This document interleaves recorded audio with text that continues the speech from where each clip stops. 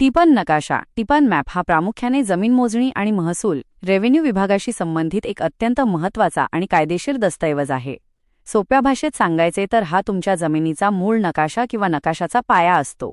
तुम्हाला टिपन नकाशाबद्दल A to Z माहिती खालीलप्रमाणे सोप्या भाषेत दिली आहे. 1. टिपन नकाशा म्हणजे काय? What is टिपान?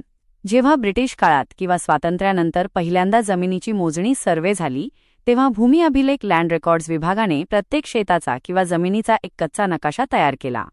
यामध्ये जमिनीच्या सर्व बाजू, दिशा आणि प्रत्येक कोपऱ्याचे अचूक अंतर मोजून नोंदवलेले असते. हा नकाशा पूर्णपणे हाताने कोरलेल्या हँडड्रॉन स्वरूपात असतो. सोप्या भाषेत आज आपण जे 7/12 किंवा गट नकाशे पाहतो त्यांचा जन्म या टिपनवरूनच झालेला असतो. 2. टिपन नकाशामध्ये काय माहिती असते? जर तुम्ही टिपन नकाशा पाहिला तर त्यात खालील गोष्टी प्रामुख्याने दिसतात. जमिनीचा आकार. शेत किंवा जमीन चौकोनी आहे, त्रिकोणी आहे की वाकडी तिकडी आहे, त्याचा मूळ आकार. मापे मेजरमेंट्स. जमिनीच्या चारी बाजूंनी किती अंतर आहे याची मोजणी. जुने टिपन असेल तर ही मापे आणेवारी किंवा साखळी चेन आणि लिंक या जुन्या परिमाणांमध्ये असू शकतात. दिशा. जमिनीची उत्तर, दक्षिण, पूर्व, पश्चिम दिशा. लगतची जमीन. तुमच्या शेताला लागून कोणाकोणाची शेते किंवा रस्ते आहेत याची पुसटशी कल्पना. 3. टिपन नकाशा कधी आणि का लागतो? सर्वसामान्य शेतकऱ्याला किंवा जमीन मालकाला खालील कारणांसाठी टिपनची गरज पडते. जमीन मोजणी करताना लँड सर्वे. जेव्हा तुम्ही तुमच्या जमिनीची सरकारी मोजणी फी भरून करून घेता तेव्हा भूमी अभिलेखचा अधिकारी सर्वेअर हा टिपनसोबत घेऊनच येतो. त्याशिवाय मोजणी अचूक करता येत नाही. सीमेचा वाद बाउंड्री डिस्प्यूट. शेजाऱ्यासोबत जर बांधावरून वाद झाला की माझी जमीन त्याने कोरली किंवा दाबली तर हा वाद मिटवण्यासाठी टिपन नकाशा हाच अंतिम पुरावा मानला जातो.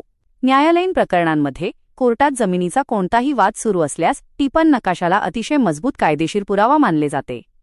4. टिपन नकाशा आणि गट नकाशा ब्लॉक मॅप यातील फरक काय? अनेक लोक या दोन्ही गोष्टी एकच समजतात, पण त्यात फरक आहे. वैशिष्ट्ये. टिपन नकाशा टिपन मॅप, गट नकाशा गॅट ब्लॉक मॅप. स्वरूप. हा जमिनीचा मूळ, वैयक्तिक आणि सर्वात पहिला नकाशा असतो. हा पूर्ण गावाचा किंवा संपूर्ण गट क्रमांकाचा एकत्रित नकाशा असतो. तपशील. यात फक्त तुमच्या जमिनीच्या बाजूंची अचूक मापे अंकीय स्वरूपात असतात. यात जमिनीचा आकार आणि शेजारील जमिनीचे गट नंबर दिसतात, पण प्रत्येक बाजूचे अचूक माप लिहिलेले नसते. महत्त्व. मोजणीसाठी आणि वादाच्या वेळी हाच फायनल मानला जातो. हा फक्त आपली जमीन नेमकी कुठे आहे हे ढोबळमानाने पाहण्यासाठी वापरतात. 5. टिपन नकाशा कुठे आणि कसा मिळवायचा? टिपन नकाशा हा अत्यंत जुना आणि संवेदनशील दस्तऐवज असल्यामुळे तो सहसा थेट ऑनलाईन जसे आपण 7/12 काढतो तसा मिळत नाही. तो काढण्याची पद्धत अशी आहे. 1. कार्यालयात जाणे.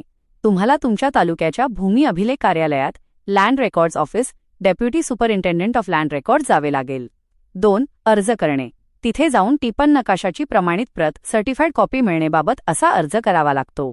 अर्जासोबत तुमचा चालू 7/12 आणि 8 जोडणे आवश्यक आहे.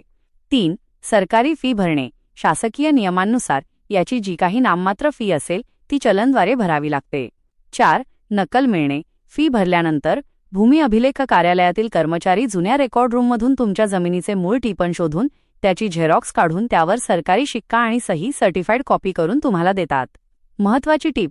टिपन नकाशे खूप जुने, काही तर 100 वर्षे जुने असल्यामुळे कागद खराब झालेले असतात. त्यामुळे डिजिटल करण्याचे काम सुरू आहे.